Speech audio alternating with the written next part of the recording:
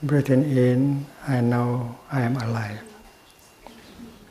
Breathing out, I smile to life in me and around me. I'm alive, smiling to life.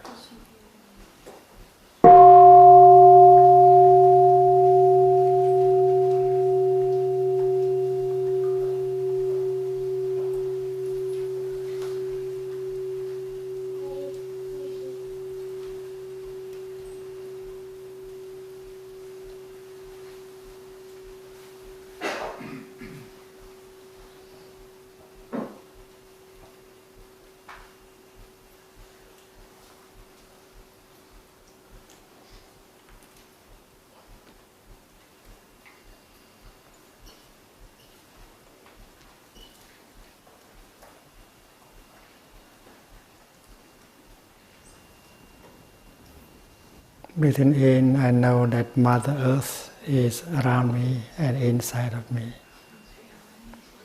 Breathing out, I feel grateful to Mother Earth around me and inside of me. Mother Earth, smile in gratitude to Mother Earth.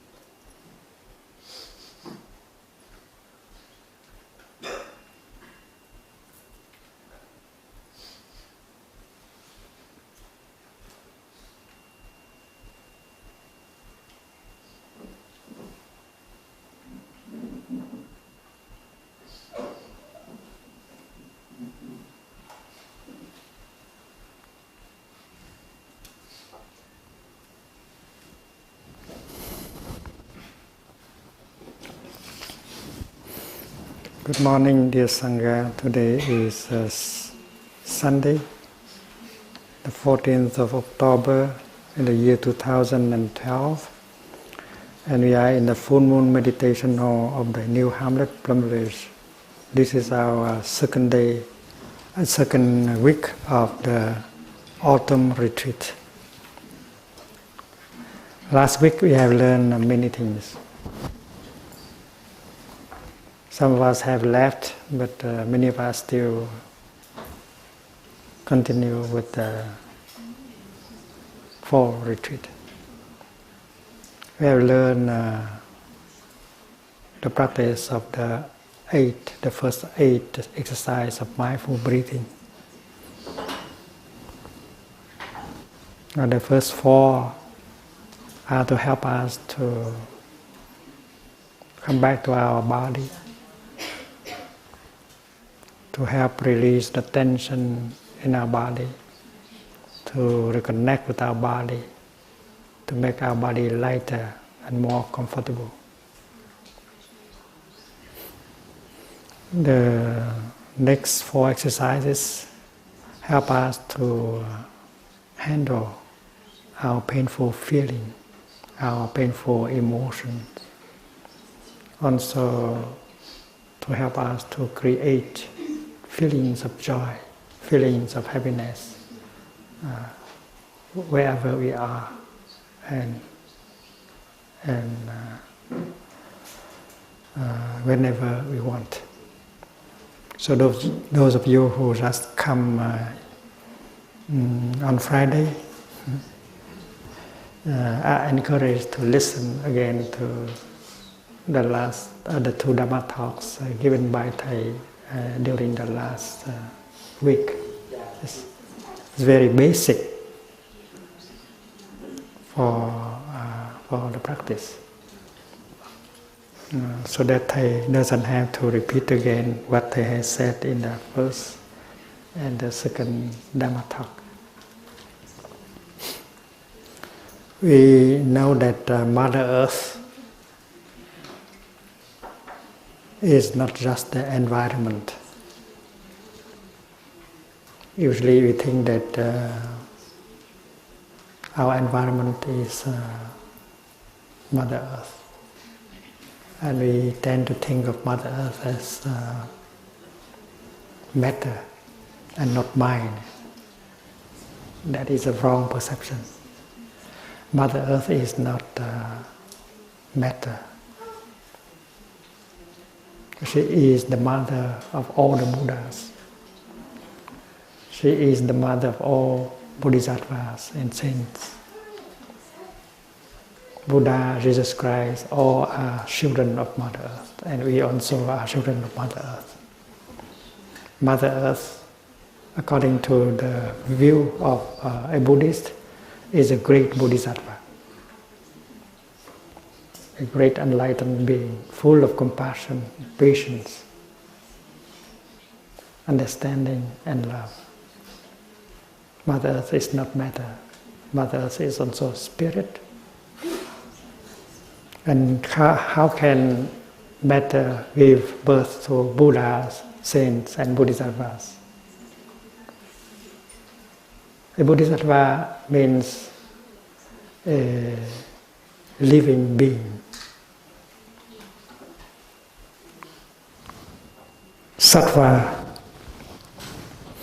means living being.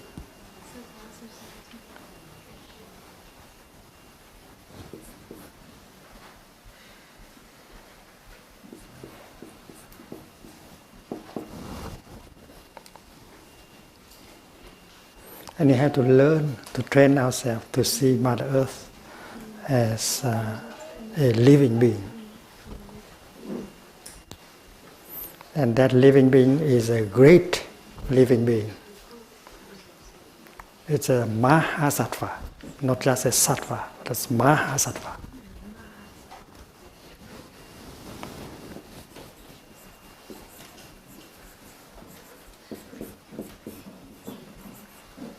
Đại hữu tình.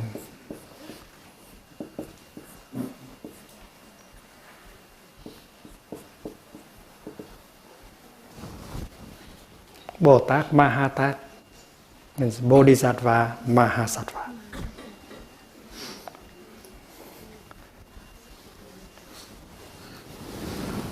Bodhisattva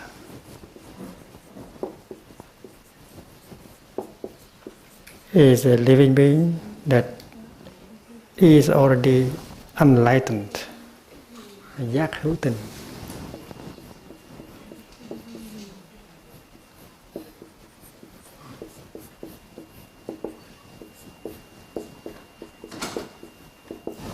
So Mother Earth is an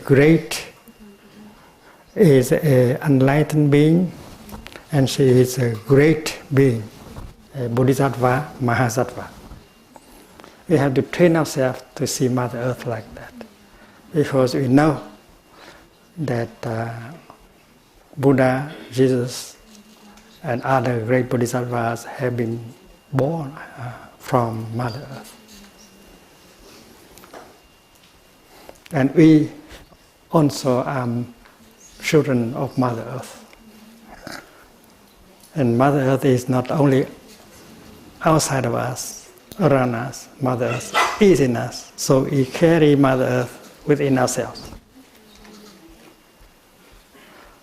And if the lifespan of Mother Earth cannot be determined by years, and then our lifespan is also infinite. We should not be afraid of dying, because our lifespan is the lifespan of Mother Earth. So Mother Earth helps us to manifest in this form, and after some time you go back to Mother Earth and she will help us manifest again in other forms. There's no reason why to be afraid of dying, because we are Mother Earth. We carry Mother Earth in us. If the Mother has that kind of infinite lifespan, and we do have that lifespan also, we have to learn like that.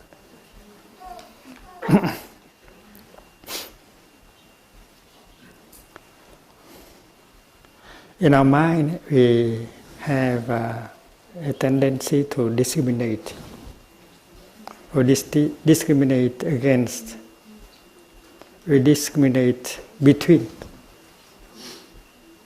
mind and matter. And that is why we ask the question whether mind is a product of matter, and so on. Or matter is a product of mind.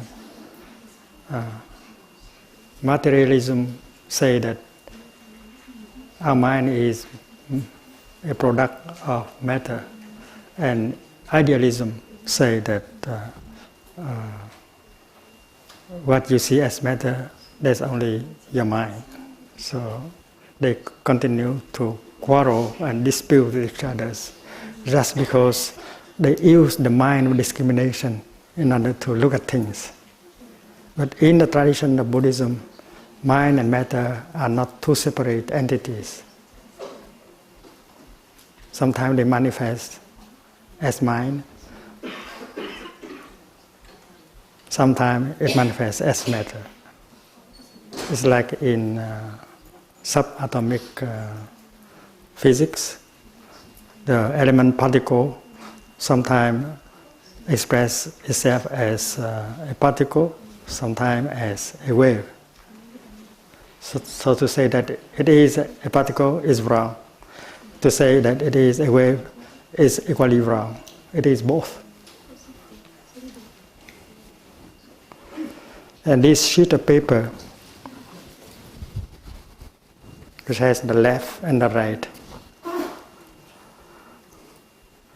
and we know that we cannot take the left out of the right and the right out of the left. You cannot come and take the right and go to Bordeaux and the left to go to Toulouse. No, they are always together. You cannot take them out of each other. And that is the teaching of interbeing in Buddhism. Interbeing means you cannot be by yourself alone. You have to interbe with us. The left has to interbe with the right. The left is not the enemy of the right. The left has to lean on the right in order to manifest herself. And the right has to lean on the left in order to manifest herself. So this is the mind of non-discrimination. But if we continue with our mind of discrimination, we distort everything, and we oppose matter to mind, left and right, and so on.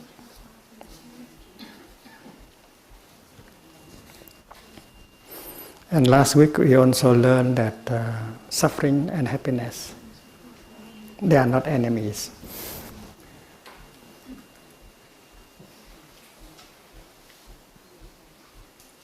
They are. Suffering is made of happiness, and happiness is made of suffering.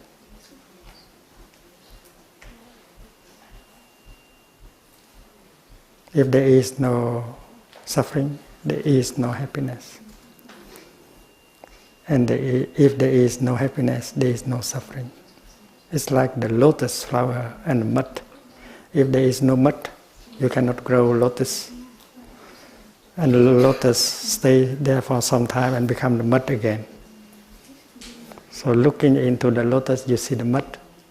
And looking into the mud, you see future lotus. So suffering is like that. Someone who has the capacity to go back to himself and listen to his own suffering and look deeply into his suffering, he will be able to understand that suffering inside of him that carries with it the suffering of his father, his mother, his ancestors. And getting in touch with suffering inside helps you to understand your own suffering. And understanding suffering gives rise to compassion. And when compassion arises, you suffer less right away. Because you see the path of transformation and healing. If you have understood the nature, the roots of your suffering, and then the path leading to the cessation of the suffering will appear in front of you. And having seen the path, you are no longer afraid. You know how to make good use of suffering in order to make happiness. It is like the brothers in Plum Village, they know how to make good use of the mud in order to produce beautiful lotus flowers. There are 1 or 2 lotus flowers left in the upper hamlet and the lower hamlet. So one of the things we learned last week is that we need suffering. Suffering can be useful, and we can speak about the goodness of suffering. Because going back and listen and understand our suffering, we give rise to the birth of compassion and love. And when compassion, love is born, we suffer less right away. Suppose you look at someone, even that someone has made you suffer a lot during the past many years. You don't want to look at him or her because every time you look at him or her, you suffer. Because you believe that that person has made you suffer so much. But now with the practice, it becomes different. Because you have already understood your own suffering. That is why you are capable of recognizing the suffering in him, in her. And you understand why such a person suffers so much. And that person suffers so much and does not know how to handle the suffering. That is why his suffering is spilling all over, around. And you are a victim. Maybe he did not want to make you suffer. Just because he does not know how to handle the suffering, that is why he continues to suffer. And because he suffers, you have to suffer. You are the second victim. And he is the first victim of his suffering. So having understood your own suffering, you have compassion, you have insight, and you suffer less. And that allows you to look at the other person. And when you can see the suffering in her, in him, and you understand why that person suffers like that, you are no longer angry at him anymore. And this is the truth.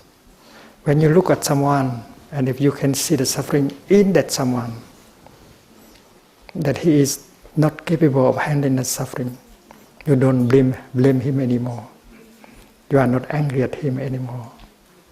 Instead, you want to do something and to say something in order for him to suffer less.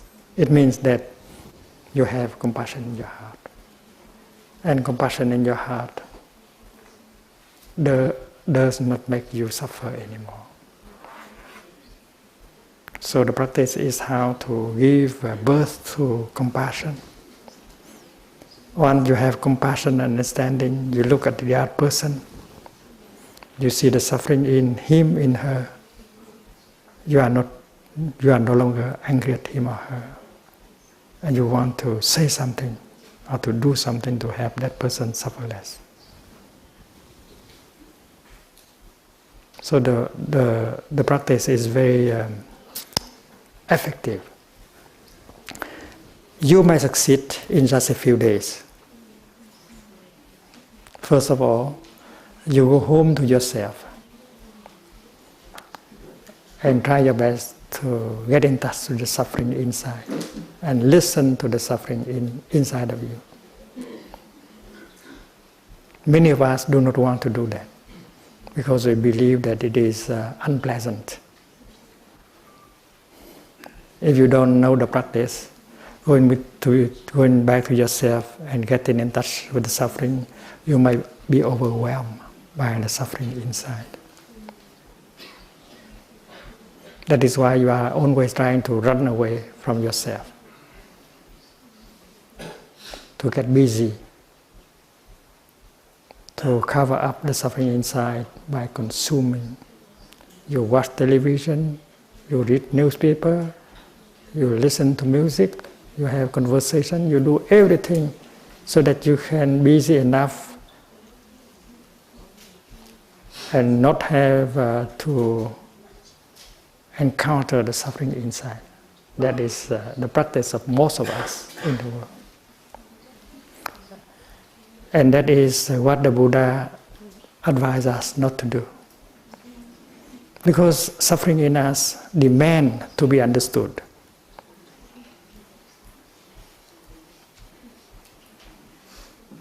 And you always try to avoid it, to cover it up. Because we are afraid to be in touch with the suffering inside. We pretend that it is not there, but it is really there, a big block inside. So the practice of Buddhist meditation is to generate the energy of mindfulness so that you be strong enough to come home to yourself without fear. And mindfulness can be generated by the practice of sitting, of walking, of breathing. Breathing mindfully, walking mindfully, sitting mindfully, you generate the energy of mindfulness.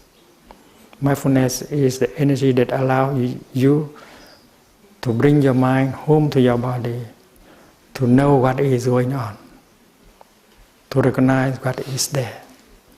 Mindfulness tells you there is suffering in myself. I have to take care of my suffering. Mindfulness helps recognize suffering inside. Mindfulness helps us to embrace our suffering with tenderness, like a mother holding her child that suffers. And if we know how to embrace our suffering with tenderness, using the energy of mindfulness to do so, we will suffer less after a few minutes of practice. Like the baby being held tenderly by the mother, feel better, suffer less. So the daily practice of mindful breathing, mindful walking is very important because it helps generate energy of mindfulness. And it is with that energy that you can go home without fear and listen and embrace your suffering inside. Understand your own suffering, you understand the suffering of your father. because your father may have had a lot of suffering, and because he may not be able to handle and transform the suffering, that is why he has transmitted the whole mass of suffering to you, and that is what you inherit from him. So when you understand your own suffering, you understand the suffering of your father, and you don't get angry at him anymore. When you understand your own suffering, you understand easily the suffering of your mother, and you do not blame her anymore, because your suffering inter-ease with the suffering of father, mother, and society.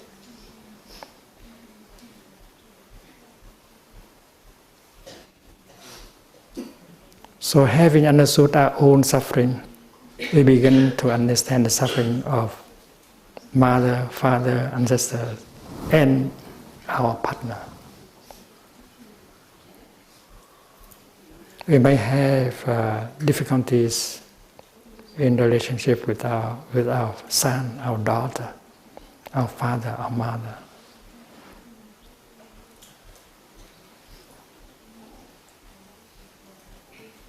And if we do not know how to practice listening to our own suffering, and then there is no chance to improve the quality of the relationship. If you have understood your suffering, it's much easier to improve the relationship with the other person. Because understanding your suffering, you can easily recognize the suffering in the other person. The other person may be your father, your mother, your son, your daughter, or your partner. And once you have seen the suffering in him or in her, seeing that she is the victim of that suffering, you don't suffer anymore. Instead, you want to help him. You become a bodhisattva. You're enlightened. A bodhisattva, to become a bodhisattva is possible. Bodhisattva is an enlightened being. And if you understand your own suffering, you have enlightenment. Enlightenment is always enlightenment about something. If you begin to understand the nature and the root of your suffering, that is already a kind of enlightenment. That kind of enlightenment helps you to suffer less right away. And it brings you compassion. And you are somehow a bodhisattva for yourself. You don't blame yourself. You don't hate yourself anymore. There are those of us who blame ourselves, who hate ourselves, because we have not understood ourselves. We have not understood the suffering in ourselves. But once we have understood ourselves, have understood the suffering in ourselves, we suffer less right away. We accept ourselves as we are. And then improving our relationship with the other person becomes very easy, much easier. Peace, enlightenment always begin within ourselves. And when you fight, you feel lighter, freer from anger, from conflict within yourself. You are capable of looking and seeing and recognizing the suffering in the other person. And when you look like that, you don't suffer anymore. Instead, you are capable to look with the element of compassion in your eyes. When you look with compassion in your eyes, you don't suffer. Looking at living beings with compassion, that is a sentence quoted from the Lotus Sutra. Từ nhãn thị chúng sanh. When you look with compassion, you don't suffer. When you look with anger, you suffer. And it is not difficult to look with compassion. If you can see the suffering inside of him or her, you already have compassion in you. Because understanding always brings about compassion.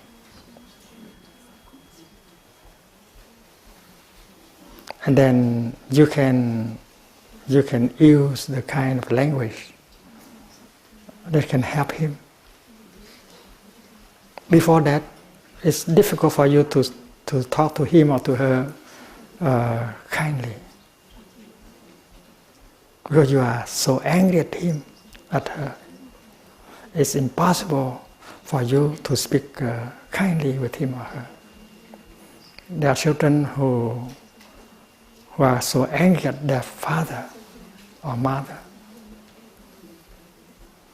They cannot talk nicely with them.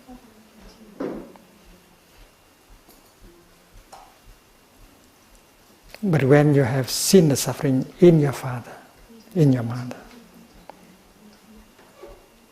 suffering arises, understanding arises at the same time with compassion. And suddenly you find yourself capable of helping him. You can say, Father, Daddy, I know you have suffered quite a lot. I was not able to help you. Instead, I have reacted in such a way that makes you suffer more. I'm so sorry. You can say like that, naturally, and do not have to make any effort.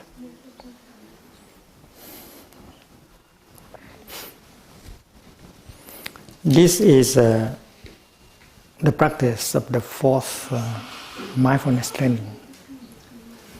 Loving peace, loving speech, and deep listening. A bodhisattva is someone who can talk, he can speak with a kind of language called gentle, loving speech.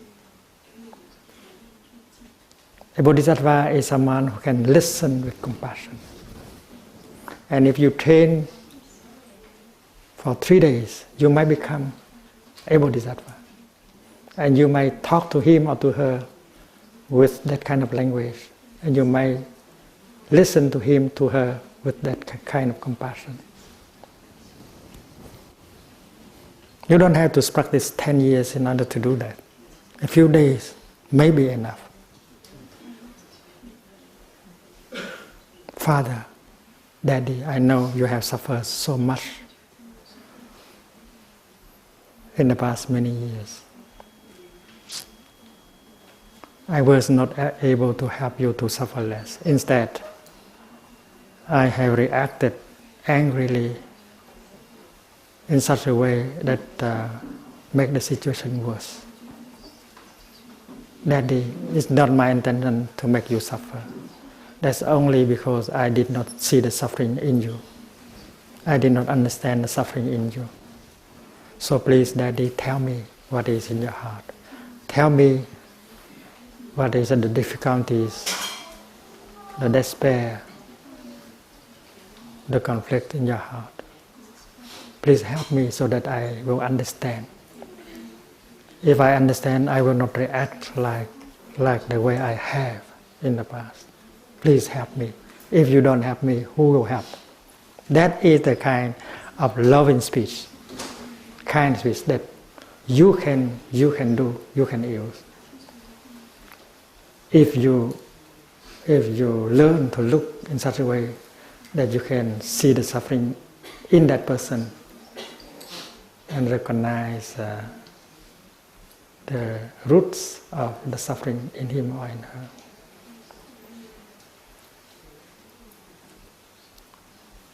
It's like a doctor. If the doctor does not see the sickness, the nature of the sickness he cannot help, she cannot help the patient. It's like a psychotherapist. If she does not understand truly the suffering, the cause of suffering of her patient, she cannot help. That is why understanding suffering is a crucial practice in Buddhist tradition. In fact, the first noble truth is suffering, and the second noble truth is the cause, the nature, the root of suffering.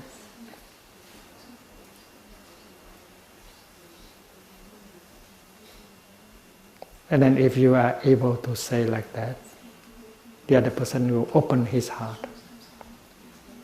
and tell you what is in his heart. And now you have an opportunity to practice deep listening, to practice compassionate listening. Compassionate listening is a wonderful practice. If you can listen for 1 hour with compassion, you help the other person suffer much less in 1 hour.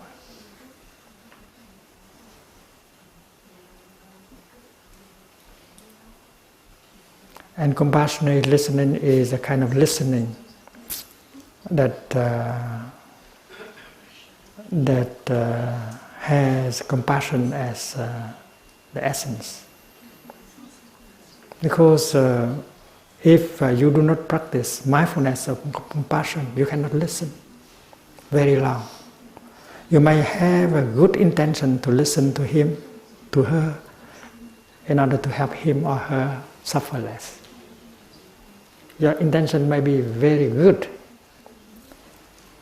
but if you do not know the practice of mindfulness of compassion, and then you may lose your capacity of listening, because what the other person say may be full of wrong perceptions, may be full of bitterness, accusation, blames, and that may touch off irritation and anger in you, and you lose your capacity of listening to him or to her. That is why you have to train yourself first before you begin the practice with him or her. You have to got the time to look and to see the suffering in him, in her. And you must be ready before you practice. And during the time the practice, you should maintain the mindfulness of compassion alive. Mindfulness of compassion means you are aware, you remember that you listen to him or to her with only one purpose, that is to help him or her empty their heart and suffer less. I am listening to him with only one purpose, to help him to suffer less. Therefore, even if he says wrong things, if he is bitter, if he blames, I still continue to listen.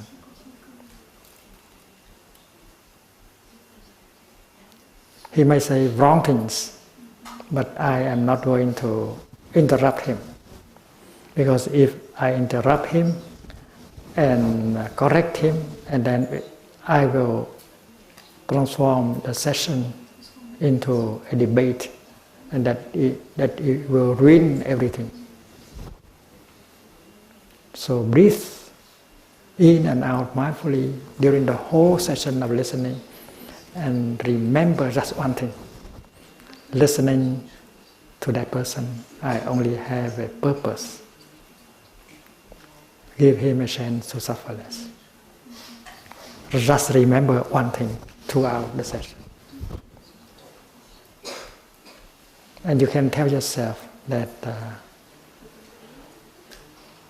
his misunderstanding, his judgment, based on prejudices and misunderstanding. In a few days, I will have a chance to give him, to offer him some informations so that he can correct his perception, but not now. Now is only to listen. And if you can keep that alive in your heart, in your mind, I listen only with one purpose, not to correct him, but to allow him a chance to speak out and suffer less. Just that. It's called mindfulness of compassion.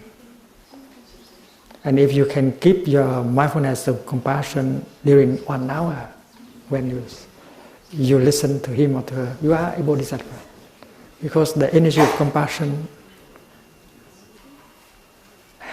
is in your heart. You are inhabited by the energy of compassion. You are safe. And if compassion is there, what the other person say, even with a lot of wrong perception, even with bitterness, anger, blames, accusation, you are safe because you are protected by compassion. The best protection is the protection with compassion.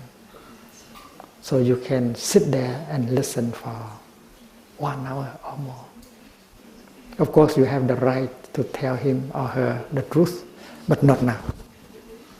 Later on. So in the retreats that we offer a little bit everywhere in Europe, North America, Asia, Australia,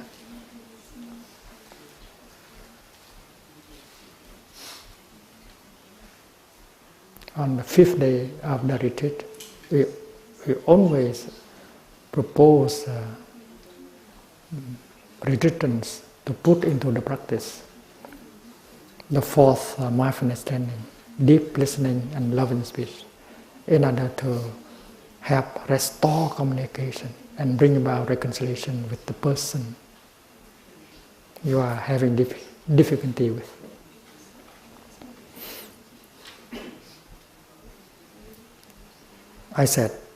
We said, because there are many Dhamma teachers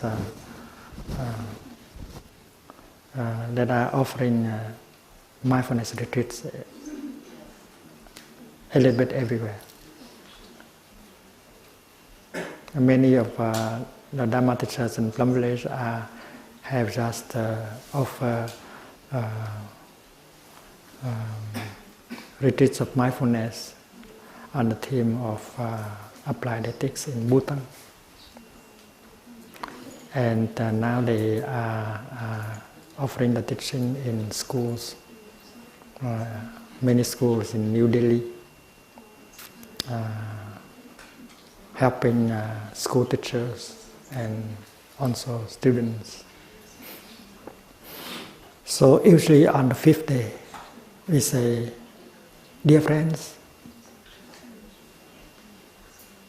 we are on the 5th day of the retreat, so please do apply the teaching of deep listening and loving speech to restore communication with the person you have a difficulty with. And you have until midnight today to do that. If the other person is in the retreat, that is easy, because the other person has been exposed to the teaching. The other person has also meditated on her own suffering and the suffering of the other. So it's easier. But if the other person is not in the retreat, you are allowed to use your portable telephone to do that.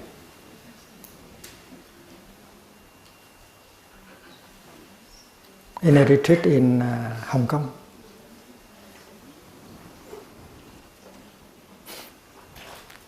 also in Macau. It's very interesting. About 50% of those who come to the retreat are Christians. They were originally Buddhist, but they have embraced Christianity. But all of them have practiced very well. On the 6th day, the people came to Thầy after breakfast and reported that the night before they have used the telephone in order to talk to their husband, to their wife or their son, and they were able to reconcile with them. And the same thing happens always in our retreats in Europe and America. I still remember that retreat in Oldenburg, north of Germany. In the morning of the 6th day, 4 gentlemen came to me and reported that the night before they had used their telephone and practiced with their father, and all 4 of them have been able to reconcile with their father. One of them said, "Dear Thầy, it's wonderful. In the beginning of the retreat, I could not believe that I can talk to my father like that. I was so angry at him. I didn't want to look at him.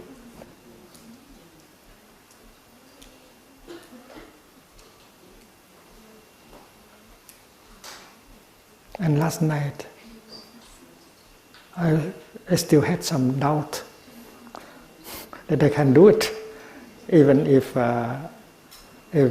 Thầy had told me that you have to do it before midnight." So I telephoned him, and when I hear his voice, suddenly I found myself capable of talking like that, with love and peace. "Daddy, I know you have suffered so much in the last many years. I could not help you. I have reacted angrily and make you suffer more. Daddy, it's not my intention to make you suffer just because I was ignorant. I did not know that there's a lot of difficulty and suffering in you. Please forgive me. Please help me." And I found myself talking to him in that naturally and did not have to make any effort at all. And that is a non-Buddhist practitioner. A practitioner who is not a Buddhist.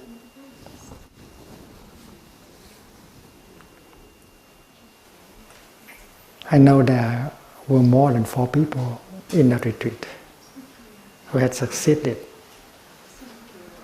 But that morning only 4 German gentlemen came to me and reported like that. So reconciliation is possible. You can end the difficult,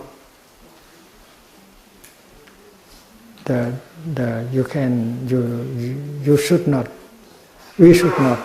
allow that kind of difficult relationship to go on, month after month, year after year. It is possible to stop.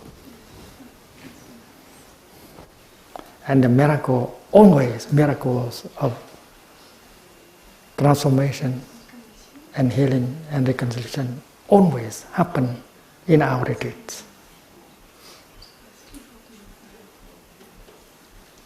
The practice of mindfulness, so that you can be strong enough to go back to yourself and listen to your own suffering. To look deeply into the nature of your suffering. That allow compassion to arise so that you can accept yourself. Have compassion with yourself. And then you have the chance to look at the other person. In a sitting position, you can look at him or her, even if he is not there, she is not there, and see the suffering that that person has gone through so many years. And you see compassion arise in your heart. You know, that is good practice. And you are motivated by the desire to go back to help him or her. It means there is a transformation happening in the retreat. And that gentleman told Thầy, "Dear Thầy, after the retreat, this retreat, the first thing I will do is to go and visit my father."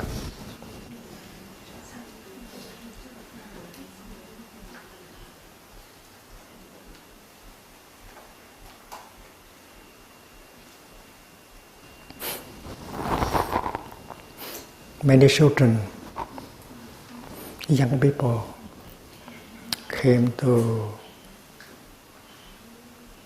our retreats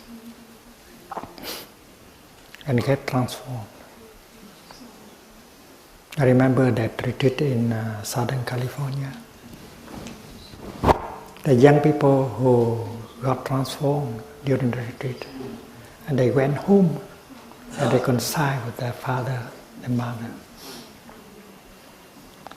And then they invited their father to come to the next retreat.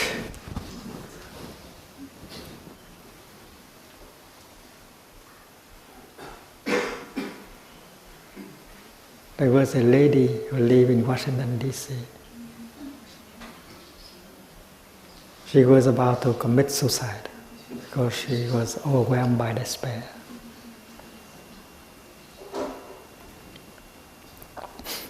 She's a Catholic.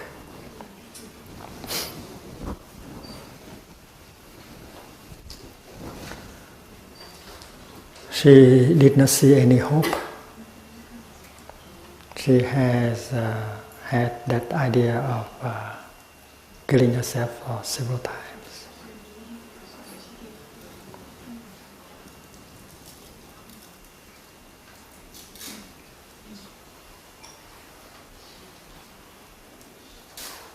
She has a friend who is a Buddhist practitioner, a Vietnamese friend living in the area. And she used to tell her her suffering. She had a very difficult relationship with her husband, and also their 3 children.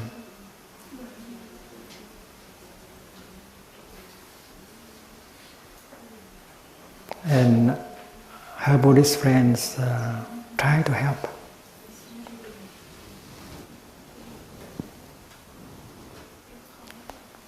And that friend has a tape, a cassette,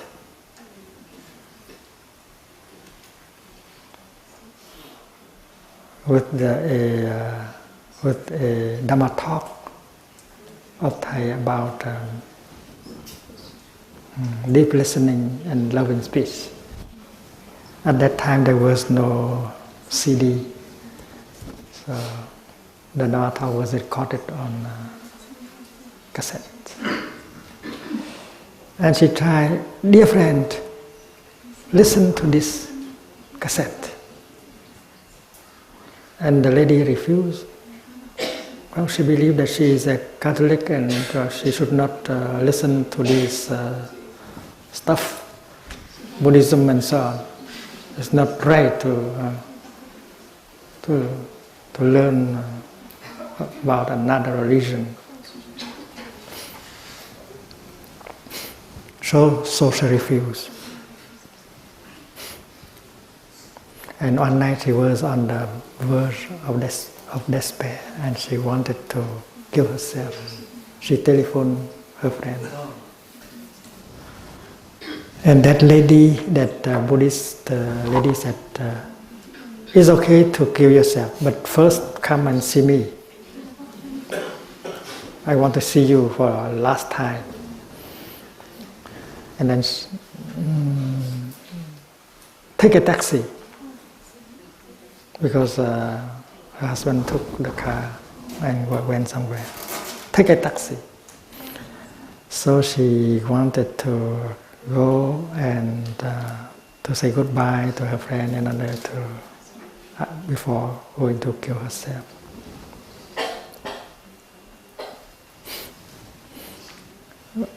And when she came, the Buddhist lady said,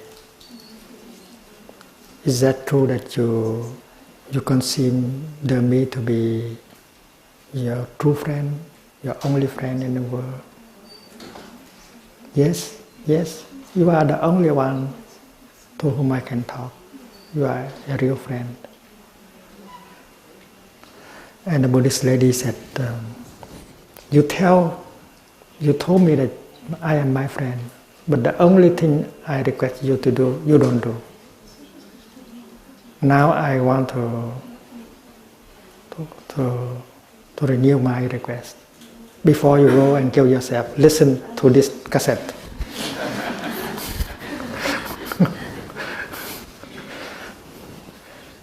And then the Catholic lady said, well, it's okay. Before dying, I should satisfy the wish of death. So she reluctantly accepted to listen. So our Buddhist friend withdraw so that the Catholic lady can be alone and listen to the talk with her. But she was absorbed in the Dhamma talk, and she got enlightened during the time to listen to the Dhamma talk.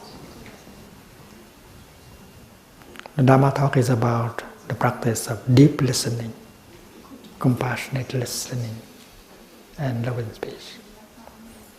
And after having finished the cassette, she wanted to go and practice right away. She has the element of hope in her eyes, and that is why when her friend came, she saw the transformation. Dear friend, I'm going home and put this into the practice.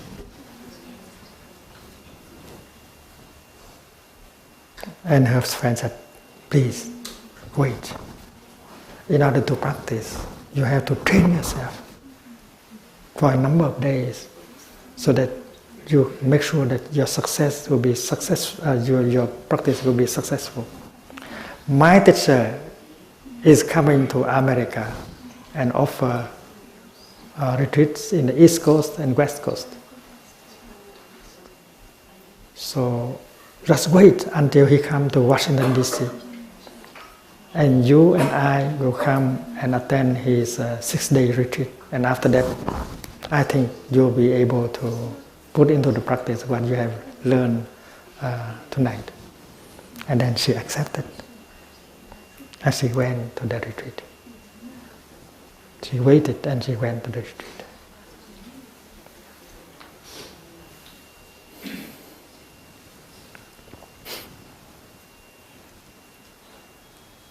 And she learned how to breathe, how to calm her emotion, her feeling, to release tension in her body, how to recognize the beauties, the refreshing and healing elements around.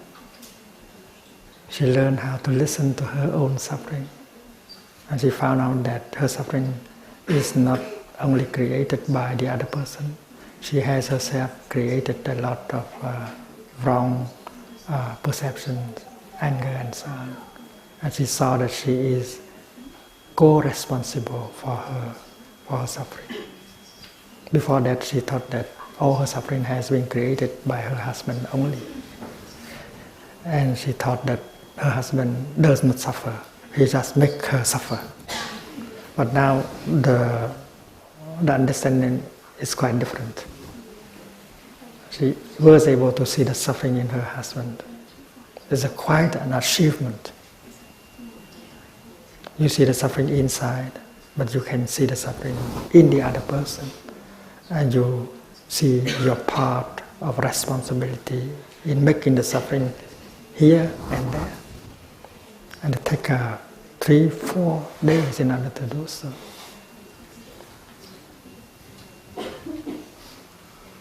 So that night when she came back from the retreat, she was practicing slow, mindful walking and make sure that she is herself.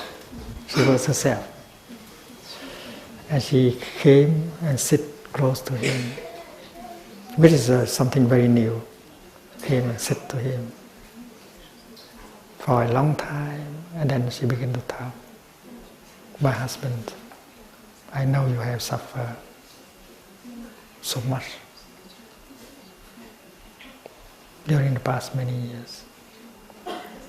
I could not help you. I have made the situation worse. It's not my intention to make you suffer. Just because I did not understand, I did not see the suffering inside of you. It's not my intention to make you suffer. It's my ignorance. So please help me. Tell me of your suffering, your difficulties, your despair. Please help me. If you don't help, who will help me? She was able to talk like that. And her husband began to cry like a baby.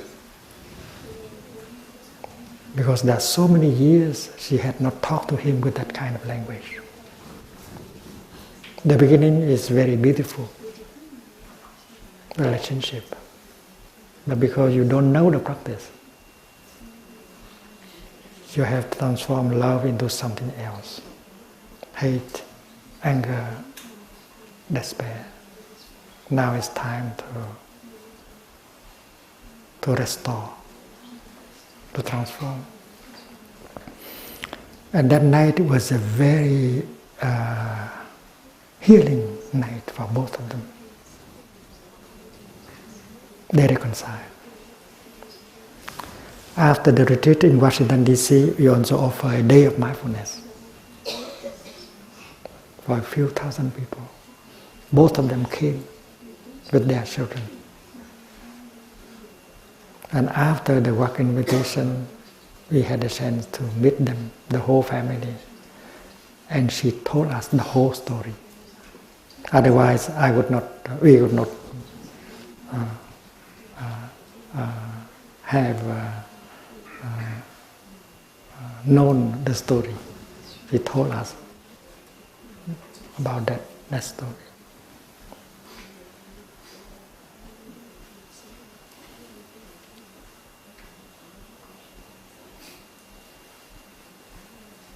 So it is possible to change the situation.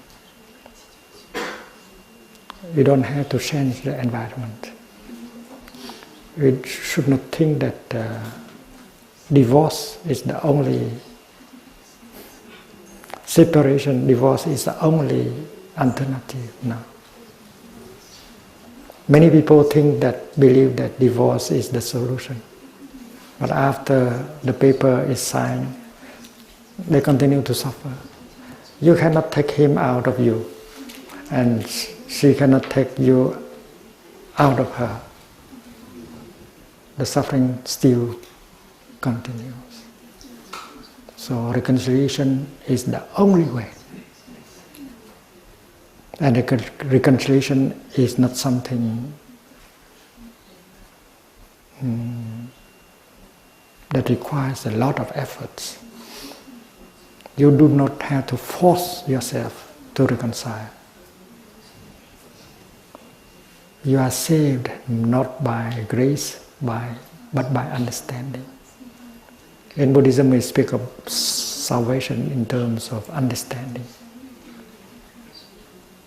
Understanding is a kind of grace. Understanding, first of all, is to understand suffering, the first noble truth. And when suffering is understood, we suffer less. Compassion arises. And with that understanding and compassion, we can repair the damage we have caused. We can restore communication. We can bring back reconciliation and happiness. And this is possible with the practice. And if we have friends who know the practice, they will support us. Like that lady in Washington, D.C. She is a Catholic. She has not studied a lot of Buddhism, but she was successful in her practice because she had a friend. And many of us who are Buddhists, but maybe we cannot do as well as that Catholic lady because we have not received the right teaching and received the right practice.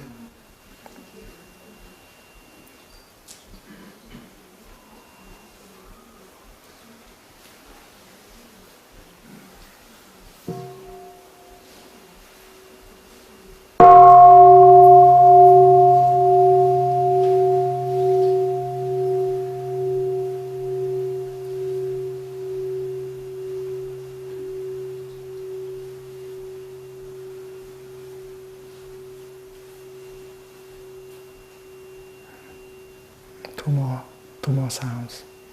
Yeah.